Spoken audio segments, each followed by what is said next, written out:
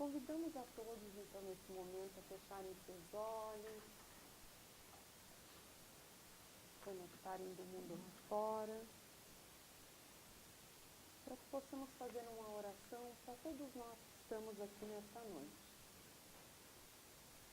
Senhor, fazei de mim um instrumento de vossa paz. Onde houver ódio, que eu leve o amor. Onde houver ofensas, que eu leve o perdão. Onde houver discórdia, que eu leve a união. Onde houver trevas, que eu leve a luz. Onde houver erro, que eu leve a verdade. Onde houver desespero, que eu leve a esperança. Onde houver tristeza, que eu leve a alegria. Onde houver dúvidas, que eu leve a fé. Mestre, fazei que eu procure mais consolar que ser consolado, compreender que ser compreendido, amar que ser amado, pois é dando que se recebe, é perdoando que se é perdoado, e é morrendo que se vive para a vida eterna. Assim seja.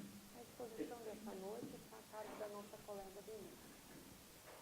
Boa noite a todos, bem-vindos ao nosso recanto. Belíssima oração inicial e vem bem ao encontro do que nós vamos conversar hoje, que tem a ver com humildade, tem a ver com querermos ser úteis e não questionarmos nada além disso. Qual é a cor? Qual é o credo? Qual é a situação social, financeira, se tem família, se não tem, se é alto, se é baixo, se é gordo, se é magro, se é loiro, se é moreno, se é homem, se é mulher, não interessa. Nessa oração, nada disso é considerado.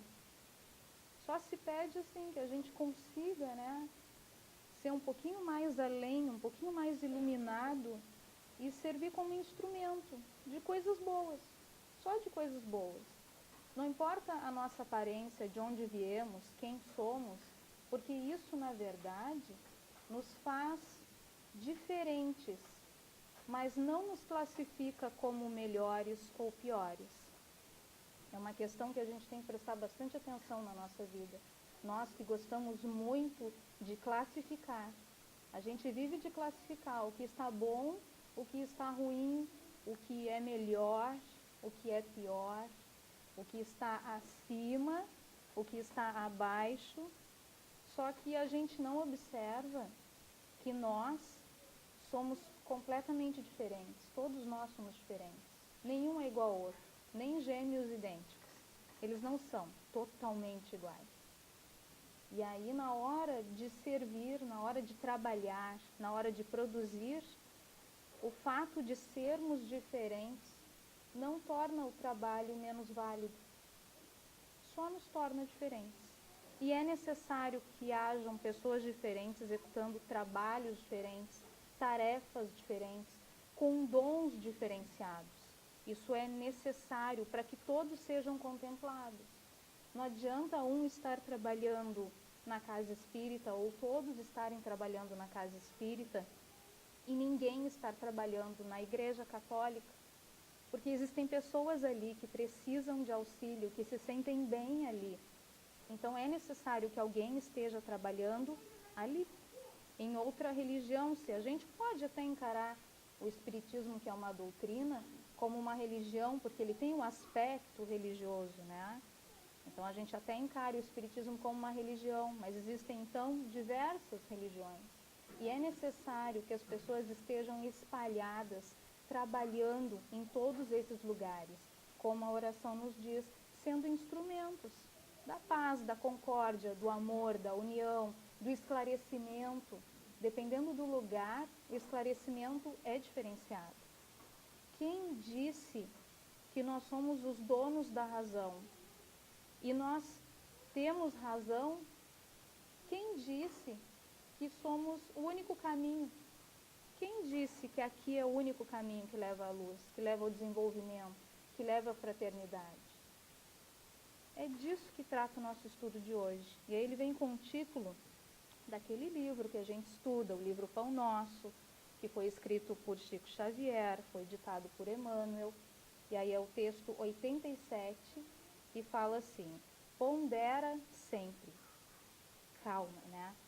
Pensa antes de fazer as coisas, reflete, respira, observa, depois tu faz. Isso é ponderar, é ter calma na hora de agir, para agir corretamente. Então começa ali com uma citação de Paulo, que diz assim: e o que de mim, diante de muitas testemunhas ouviste, confia-o a homens fiéis, que sejam idôneos para também ensinarem a outros. Ponderar é examinar com atenção, avaliar. Está lá no dicionário, é bem curtinha a definição, né? Então tem a ver com isso, da gente dar uma pausa, analisar o que está acontecendo para depois tomar atitude. E já na citação, ele nos diz para sermos ponderados, né? Para a gente ficar atento assim, a quem é que está disposto a caminhar conosco. O texto todo ele fala da divulgação da doutrina espírita, é nisso que ele se centraliza. Então, na hora da gente divulgar a doutrina espírita, na hora de a gente levar ensinamentos espíritas, esclarecimentos espíritas, a gente tem que ter calma, a gente tem que ter respeito, nós temos que ser ponderados, porque não são todas as pessoas que estão prontas para ouvirem o que a gente tem a dizer. Não são todas as pessoas que estão interessadas, inclusive, no que a gente tem a dizer. Não são todas as pessoas que estão caminhando conosco. E não são todas as pessoas que também vão nos levar a sério. Algumas ainda não estão no patamar de querer entender, de querer algo mais para suas vidas, de vida após a morte, reencarnação e todas essas coisas que a gente estuda aqui. Algumas pessoas simplesmente ainda não se interessam por isso ou acham isso engraçado, acham que não é verdade, não conseguem acreditar. E a gente tem que respeitar o caminho que o outro escolheu, o momento que o outro está vivendo. Então a gente tem que ponderar, tem que ter calma, né? Depois, vem lá no primeiro parágrafo, os discípulos do Evangelho no Espiritismo cristão muitas vezes evidenciam insofreável entusiasmo, ansiosos de estender a fé renovada, contagiosa e ardente. No entanto, semelhante movimentação mental exige grande cuidado, não só porque assombro e admiração não significam elevação interior, como também é indispensável conhecer a qualidade do terreno espiritual a que se vai transmitir o poder do conhecimento. Então, claro, a gente chega aqui, se esclarece de um monte de coisas, vem nas reuniões públicas, começa a ir nos grupos de estudo, começa a trabalhar na casa, começa a estudar mediunidade. E aí nós somos simpatizantes da doutrina espírita. E cada coisa que a gente aprende nos deixa mais entusiasmados. A gente vai entendendo melhor, vai concatenando as coisas, vai repensando na vida. Mas calma, porque se a gente chegar com todo esse entusiasmo e esse fulgor, atropelando todo mundo que passa na nossa frente e imprimindo doutrina espírita goela abaixo, não vai ser legal, não vai ser efetivo, isso não funciona. Não é assim que a gente deve divulgar a doutrina espírita. Em primeiro lugar, a gente tem que ver se a pessoa está preparada para receber aquele conhecimento, se ela está interessada. Em segundo lugar, respeitar. Se é o momento, porque às vezes a pessoa quer conhecer mais, mas o momento não é propício, né? A gente está lá, por exemplo, numa situação dramática, num enterro. É uma situação terrível, uma situação de dor, de perda, de saudade, de desconsolo, né? Deixa a pessoa fora do ar, a pessoa ela tem o antes e o depois, porque ela começa, quando perde alguém querido, alguém amado, ela começa a repensar a sua própria vida, inclusive. Dá um baque para as pessoas que estão envolvidas. E aí a gente chega ali, naquele momento, que é complicadíssimo, não há nem o que dizer, né? Dá um abraço, diz que sente muito, no máximo, porque não há o que dizer no momento desse. E aí a pessoa chega ali e começa a falar de vida após a morte, né? Não, calma, está vivo ainda. será que é o momento oportuno para esclarecer essa pessoa? Que aquele ser amado ainda continua vivo, que a vida corpórea termina, mas a existência espiritual continua, que poderão se reencontrar, que poderão... Será que é o momento para a gente esclarecer alguma coisa? Será que a gente não se equivoca, às vezes, querendo esclarecer a título de ensinar, a título de elucidar, e a gente acaba metendo os pés pelas mãos por causa do nosso entusiasmo, que a gente está tão entusiasmado e tão consolado, sabendo daquela verdade, que a gente quer que o outro fique consolado também. Mas a gente tem que ter calma, tem que ponderar. Espera aí, não é um momento adequado. Então, vou esperar, vou respeitar esse momento. Diz a psicologia que a criança, quando está preparada para saber alguma coisa, seja lá o assunto que for, ela te pergunta. Na cara dura mesmo, porque a criança não tem vergonha de perguntar. Ela vai lá e pergunta, o que é isso? O que é tal coisa? O que tu disse com não sei o quê? Quem é o fulano? Às vezes na cara da pessoa tu cumprimenta, né? Oi, tudo bem? Quem é esse? A gente fica até meio constrangido. Ai, filha, é meu amigo, é minha amiga, eu conheço. Ai, que estranho falar isso, não fica bem, né? Quem é esse? Mas a criança está ali para perguntar.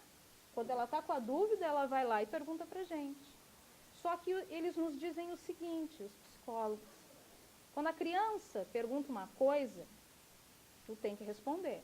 Mesmo que tu utilize uma linguagem infantil, tu esclarece a dúvida daquela criança, mas tu esclarece aquela dúvida. É aquilo ali que ela te perguntou, nada mais. Só que aí o que a gente faz? A gente quer ampliar o conhecimento, né? Entusiasmado. Não, agora eu vou te explicar um monte de coisa, tu vai clarear assim o teu entendimento. Aí a criança pergunta um pontinho e a gente esclarece o pontinho e já estende mais além. O que pode acontecer?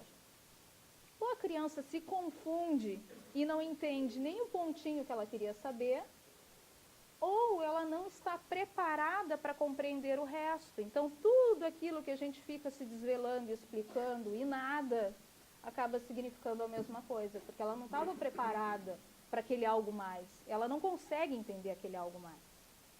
Então, a gente tem que ter cuidado quando a gente leva o conhecimento para as pessoas. Eu tive uma situação particular que uma amiga me perguntava coisas de doutrina espírita, porque ela havia perdido alguém querido e ela se interessou em saber algo mais. Todos os dias ela me perguntava alguma coisa. Às vezes eu sabia responder, às vezes eu tinha que pesquisar e levava a resposta quando eu acabava encontrando. Aí o que eu achei? Entusiasmada, né? Eu vou dar os livros da doutrina espírita para minha amiga, porque ela vai ler e a gente vai conversar e vai ser muito mais produtivo. Então eu corri na frente, comprei as obras que são geralmente as primeiras, que a pessoa entra em contato, que é o Livro dos Espíritos, com perguntas e respostas, que é o Evangelho segundo o Espiritismo, que tem a moral do Cristo. Dei de presente com todo carinho, ela me agradeceu com todo carinho. E aí é uma pessoa que lê, uma pessoa culta, que busca conhecimento, então imaginei que ia devorar os livros. Mas aí o que eu fiz? Que bobagem. A minha amiga se constrangeu, claro. Todos os dias me perguntava uma coisa, Eu coloco 2 livros no colo dela, ela diz, não, a Denise está me dizendo o que é com isso. Tchê, não me incomoda mais, vai ler, né? Vai aprender, tá aí, te vira. E aí eu pensei uma coisa e ela pensou outra. E o que aconteceu? A gente estava batendo um papo muito legal diariamente. Eu estava aprendendo com ela, porque a gente também aprende, a gente não sabe tudo. Tinha coisas que eu não sabia responder, então eu ia pesquisar. E isso estava sendo tão bom para nós duas. E aí quando eu tomei essa atitude entusiasmada de querer ampliar o pontinho, de querer levar algo mais, né, para ampliar teus horizontes, agora tu vai saber de tudo, tu vai pegar a coisa na íntegra. Eu estraguei tudo, porque aí as nossas conversas terminaram. E aí depois eu até fiquei sabendo que ela segue uma outra religião. Então imagina o cuidado que a gente tem que ter. Porque às vezes a gente quer fazer um bem, quer esclarecer, não é por mal, né? É para consolar a pessoa, ela estava num momento de dor. e daqui a pouco a gente até agride, porque a pessoa tem uma crença diferente, porque ela está num momento diferente, porque ela está querendo saber só alguns detalhes, e por conta própria, quando ela estivesse preparada, ela mesma iria buscar algo mais. Então a gente tem que ponderar, tem que ter um pouco mais de calma ao divulgar a doutrina espírita. Porque se a gente atropela, né, os pés pelas mãos, a gente acaba estragando tudo. Inclusive para o nosso companheiro que estava ali aprendendo e nos ajudando a aprender mais.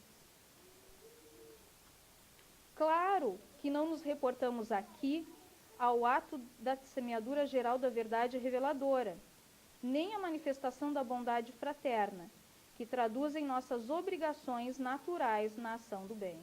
Claro, né, a gente não tem que sair por aí entusiasmado, atropelando todo mundo, mas não quer dizer que a gente não converse a respeito, não quer dizer que a gente não vivencie doutrina, não quer dizer que a gente não pratique a caridade, porque não é só de falar que a gente demonstra as coisas que a gente aprende, né? Então isso tudo é necessário, é útil, é importante que a gente faça diariamente. Não quer dizer, tu não deve ser tão entusiasmada, senão tu acaba até agredindo a pessoa. Mas não quer dizer que a gente tenha que se fechar por completo num grupo seleto, porque a ideia também não é essa. É levar a luz a quem estiver apto, quem estiver disposto a compartilhar essa luz conosco. Encarecemos, sim, a necessidade de cada irmão governar o patrimônio de dádivas espirituais recebidas do plano superior, a fim de não relegar valores celestes ao menosprezo da maldade e da ignorância. Bom, as pessoas buscam ajuda, né? E cada um ajuda do jeito que pode. Um ajuda dando um abraço, o outro ajuda dando um sorriso, o outro ajuda escutando, o outro ajuda dando conselho. Cada um tem um dom diferente.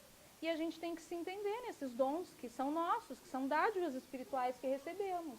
De que forma eu vou ajudar as pessoas? É dando um conselho? É escutando? É ajudando? Onde que eu vou trabalhar? Isso é importante, a gente tem que se conhecer, tem que se entender. Então a gente tem que saber onde nós nos sentimos bem e de que forma a gente vai atuar. Por exemplo, eu posso me sentir bem na casa espírita, mas de que forma eu vou trabalhar dentro da casa espírita? Existem várias atividades a serem feitas. Então eu tenho que ver onde eu me sinto melhor. Também já é comprovado por questões de emprego, fizeram pesquisas e chegaram à conclusão que a pessoa que trabalha num lugar que lhe é agradável, fazendo uma atividade que também lhe é agradável, ela rende muito mais. Então, por isso que quando a gente fala de trabalho voluntário, a gente tem que saber exatamente onde que eu quero trabalhar e com o que, de que forma eu quero trabalhar, para que a gente possa produzir mais e para que o trabalho seja mais efetivo. Também acontece da gente querer ser perfeito, né? Não, eu vou lá, vou estudar, vou fazer um monte de coisas e vou ser a melhor em tudo aquilo que eu fizer. Isso é uma ilusão, porque nós não somos perfeitos, nós somos falhos. Então, em vários momentos, a gente vai se enganar, vai cometer um deslize, vai fazer uma bobagem, funcionou com um, mas não funcionou com o outro, né? Isso acontece. E aí a gente tem que focar, Madre Teresa já nos chamava a atenção a isso. A gente tem que focar naquilo que tu pode fazer. O que tu pode fazer? Onde é que tu quer estar? Tu quer estar ali no asilo? Vai ali e faz o que tu podes fazer ali. Tu quer ir num orfanato? Vai no orfanato e faz ali o que tu pode fazer ali. É na casa espírita que tu te sente bem? Então vê o que tu pode fazer dentro da casa espírita. Eu vou na igreja, eu sou católica. Não tem problema, não tem problema. Vai ali e ajuda ali da forma que tu quiser. Eu sou um bandista, eu gosto de estar lá, eu gosto daquele ritual. Não tem problema nenhum. Respeito. Respeito. Quem é melhor que quem? Quem disse isso? Então vai ali e faz o bem, o melhor que tu puder. Então Madre Teresa nos chamava a atenção que às vezes a gente quer ser o perfeito naquilo que a gente está fazendo. Perfeito não, a gente faz o melhor que pode, do jeito que pode. E aí ela, que era um ícone, né, ela sabia disso, sentia essa responsabilidade, ela deixou claro que muitas vezes ela se sentiu insegura, muitas vezes ela fraquejou, muitas vezes ela ficou com dúvida e muitas vezes ela se sentiu sozinha, assim. Mas ela seguiu a caminhada. Então, ela ficou olhando para aquela dúvida que ela estava sentindo, para aquela fraqueza que ela estava sentindo, para aquela tristeza, para aquilo que ela não conseguiu fazer, porque tem coisas que ela não conseguiu fazer. Tem coisas que ela sonhou em fazer, mas não conseguiu. Não. Ela olhou exatamente para aquilo que ela conseguiu fazer. E isso é que dava ânimo para ela seguir em frente. Então, quando a gente quer, claro, divulgar a doutrina espírita, isso serve para qualquer coisa nas nossas vidas. A gente pode estender esse texto para tudo na vida. Quando a gente quer fazer algo bem feito, algo bom, foca naquilo que tu consegue fazer, respeita o teu limite, né? Às vezes a gente quer ser mais do que o que nós somos verdadeiramente. A gente se agride dessa forma. Eu quero fazer além das minhas forças, eu quero fazer além do que eu consigo, eu quero trabalhar todos os dias da semana, mas eu não posso, eu só posso trabalhar na terça. E eu estou triste, aí eu vou ficar deprimida, porque eu só posso trabalhar na terça. Não, eu tenho que respeitar os meus limites. Se eu só posso trabalhar na terça, então eu vou dar o meu melhor nessa terça-feira. E me contentar com isso. Fazer a minha parte do jeito que eu posso, como eu posso.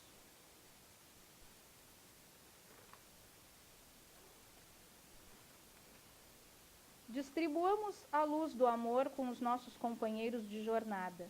Todavia, defendamos o nosso íntimo santuário contra as arremetidas das trevas. Cuidado com a arrogância, né? Cuidado, sejamos humildes, todos nós. Não é incomum as pessoas entrarem para o espiritismo e acharem que esse é o único caminho, ou o melhor.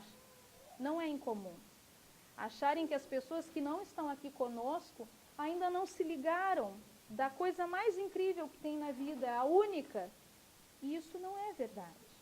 Isso é uma arrogância nossa. É muita falta de humildade, é muita falta de respeito com o nosso próximo, que está seguindo um caminho diferente.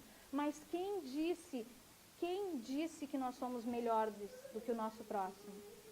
Quem disse que o nosso próximo, que está em outro lugar, não está fazendo um trabalho tanto quanto o nosso, ou às vezes até melhor do que o nosso, porque a gente fica meio distraído e talvez ele não se distraia? Quem disse? Então a gente tem que ter cuidado. O Chico Xavier uma vez assinou Cisco Xavier. Lhe chamaram a atenção, Cisco, assinasse errado aqui, te enganasse. Aí ele disse, não, eu não me enganei. Eu sou um Cisco mesmo. Não sou nada, não sou ninguém. Humildade. Em outro momento, ficaram perguntando, quando ele se fosse, né, quem é que vinha depois?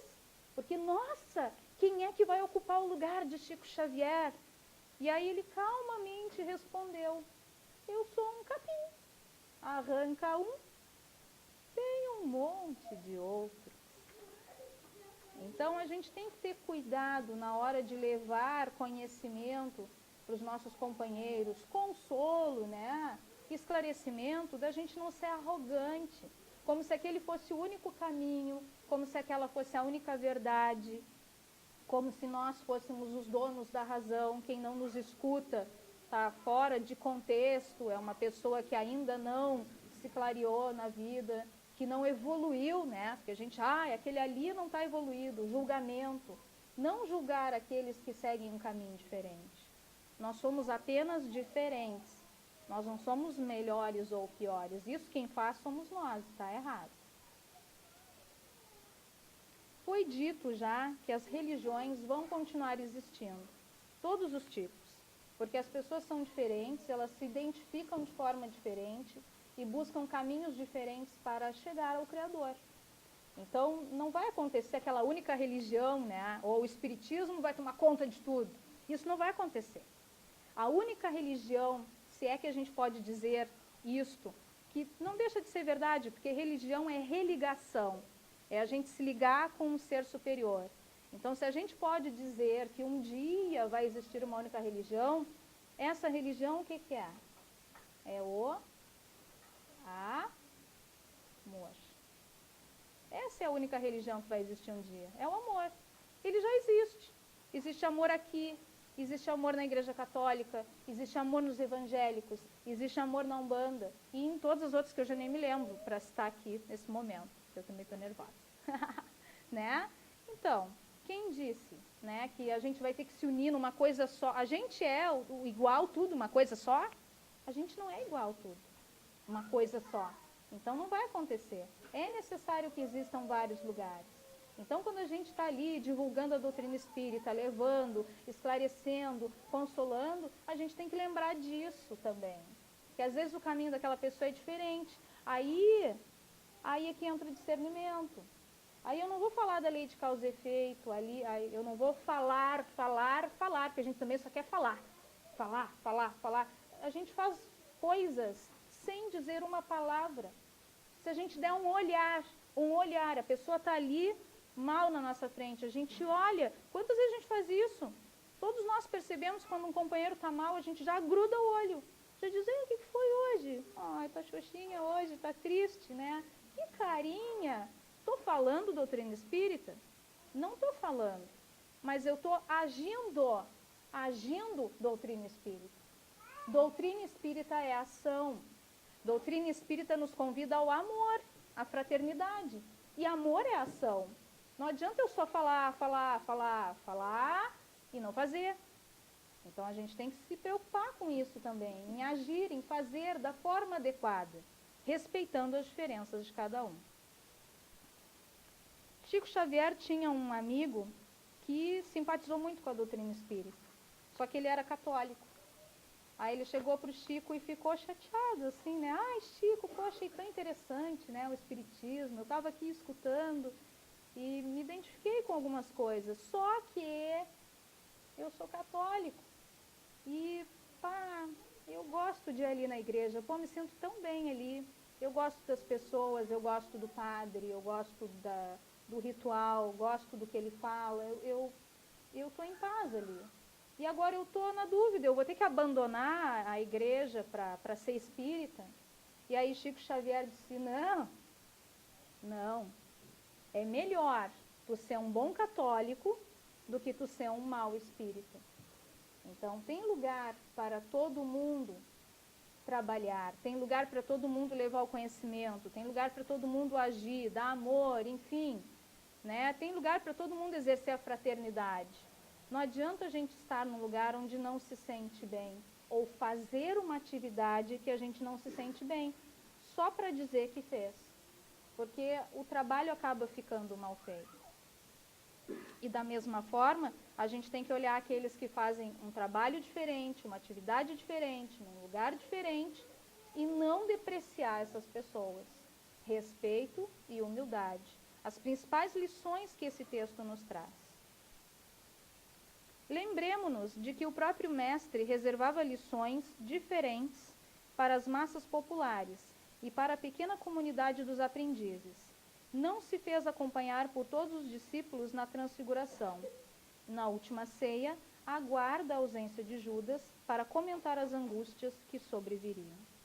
Então, é aquilo que a gente estava falando, né? Ter discernimento, quando é que eu vou dizer alguma coisa, para quem que eu vou dizer, de que forma eu vou dizer. A nossa língua portuguesa, ela é muito complexa. E tem uma falha de interpretação da nossa parte incrível. Tanto é, a gente tem problemas com isso. De forma que a gente fala as coisas, a gente acaba sendo mal interpretado. Às vezes falar demais é ruim, falar de menos é tão ruim quanto, né? Que palavra tu vai usar também se torna ruim. Em tudo que a gente enfrenta na vida aí existe interpretação, né? Então a gente tem que ter cuidado ao verbalizar, ao usar a palavra, o que eu vou dizer, em que momento eu vou dizer isso, né? Para que não haja danos, né? Judas, naquele momento, não estava preparado para ouvir o que o Cristo tinha para dizer, então ele estava em outra sintonia, nós sabemos disso. Então Cristo esperou ele se ausentar para conversar com aqueles que estavam sintonizados com ele. É necessário atentarmos para estas atitudes do Cristo, compreendendo que nem tudo está destinado a todos. Os espíritos enobrecidos que se comunicam na esfera carnal adotam sempre o critério seletivo, buscando criaturas idôneas e fiéis, habilitadas a ensinar aos outros.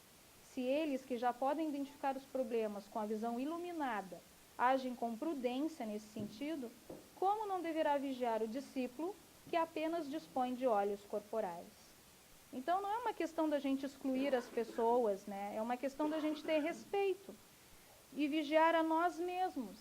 Porque muito antes da gente observar o outro, se é o momento adequado, se ele está preparado para ouvir, se ele quer ouvir, se ele vai compreender, a gente tem que analisar nós mesmos, vigiar e orar, né? Não é vigiar os outros, é vigiar a nós primeiro, né? Já estou vigiando, né? É se olhar de que forma eu estou atuando. Eu aprendo muitas coisas aqui, é com este lugar que eu me identifico, eu me sinto bem aqui, me sinto. Eu entendo as coisas que estão sendo ditas aqui, eu assimilo para a minha vida? Sim.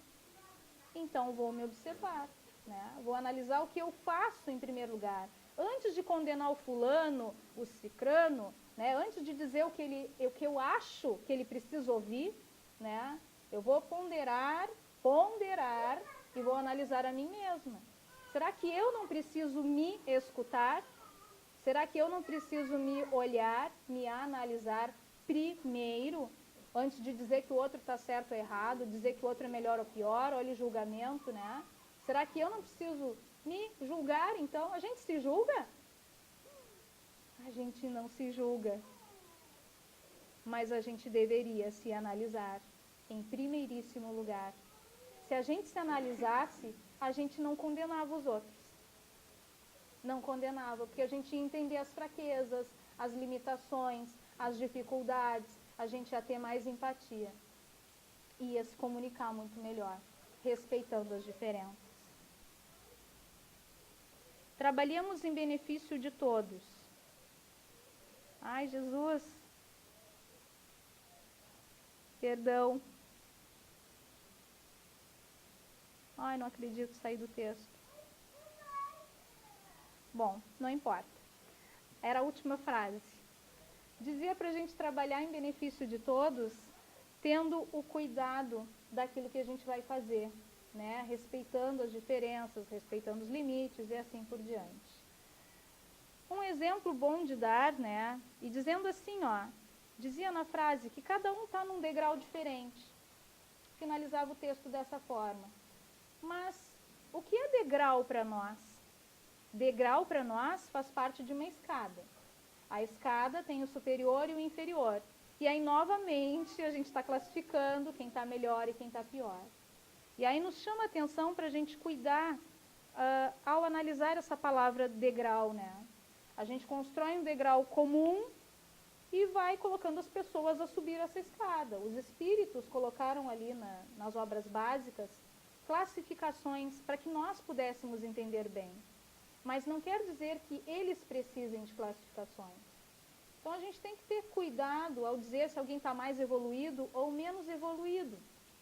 Existe também o degrau individual de cada um. Quando a gente trabalha com um aluno especial, por exemplo, a gente não analisa esse aluno em relação à turma ou em relação ao conteúdo, a gente analisa ele com ele mesmo. A gente analisa onde ele estava e o que ele conseguiu evoluir a partir de si mesmo. Isso que a gente utiliza para alunos especiais serve para nós também. A gente pode se analisar em que evoluímos a partir daquilo que éramos em relação a nós mesmos. Mas, novamente, ao invés da gente se analisar, a gente acaba aplicando o degrau individual para o outro. Olha, o fulano, ano passado, ele era assim. Será que esse ano ele está melhor? Mas a gente esquece de olhar para si mesmo. Se tiverem 3 mendigos ali fora, pessoas que não têm onde morar, que não têm roupas para vestir, que estão passando um trabalho danado porque não tem que comer, e aí digamos que a gente se aproxime desses mendigos. E aí a gente consegue ajudar os 3. O primeiro me pede comida. E aí eu tenho ali o meu lanche e eu dou para ele, porque ele está com a barriga doendo de fome. E eu consegui ajudar, era o que ele precisava. E aí eu não estou exercendo a doutrina espírita, não estou sendo caridosa, né? Não estou ajudando quem necessita? Não é um gesto? Não é um ensinamento também o gesto? É. Aí eu chego para olhar o segundo. O segundo, ele quer contar a história da vida dele. Ele quer contar a história triste da vida dele. E eu sento para escutar, porque eu consigo escutar.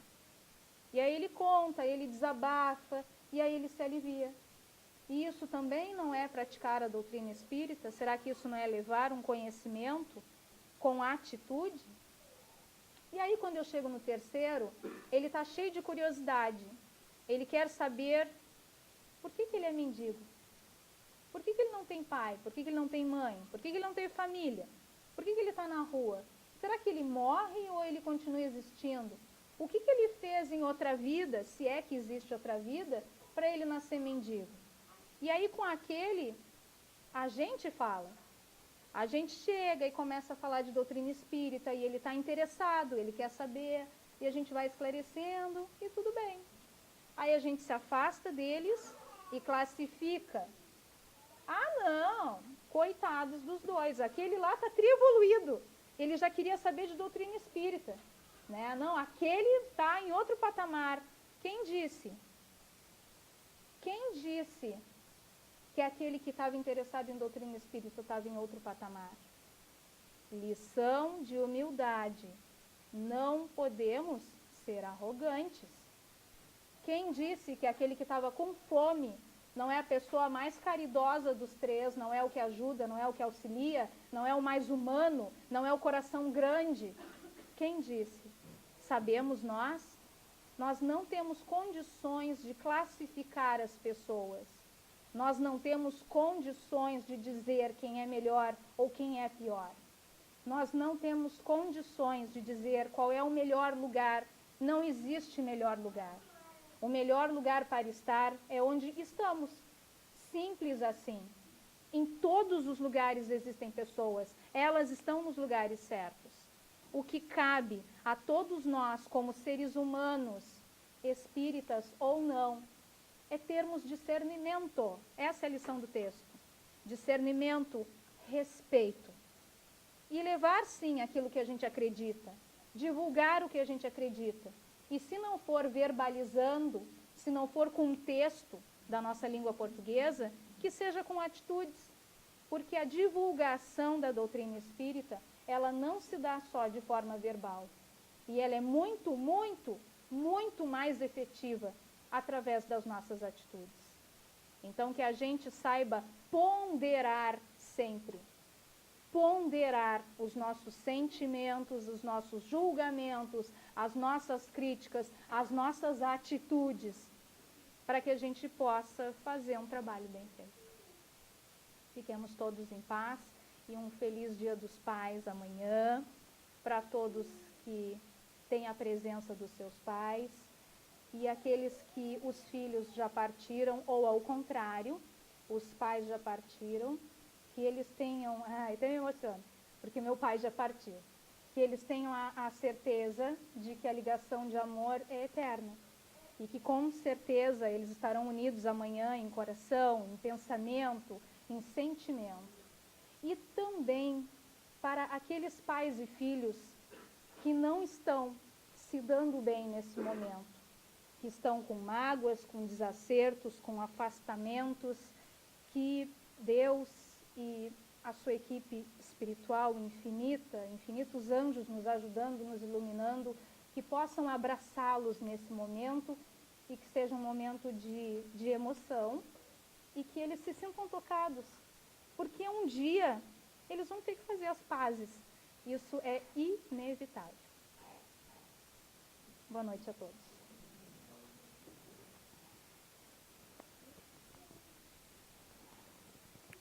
Bom, nesse momento, então, vamos fazer uma oração por todos aqueles nomes que estão aqui nas nossas caixinhas, por todas aquelas pessoas que vierem ao nosso pensamento agora. Senhor, dá-me um perfeito entendimento do valor do tempo. A planta germina no momento certo, a florada aparece na época apropriada e os frutos não vêm antes da hora. Assim também é no meu viver, mas às vezes quero fazer o tempo marchar a meu gosto, e quando isto não acontece, sou levado à impaciência e à incompreensão. Quando for obrigado a mudanças profundas ou a enfrentar situações que demandam tempo, espero ter a paciência e o entendimento necessários, a fim de colher ensinamentos úteis, capazes de me levar aos portos da serenidade e da sabedoria. Nenhum acontecimento vem para me prejudicar, bem sei. Tudo são testes, aferições e ensejos de melhoria geral. Por isso, agradeço-te os patrimônios do tempo e quero, a partir de agora, ficar ajustado ao ritmo dos acontecimentos, sem reações negativas, nem queixumes de qualquer espécie. Que assim seja.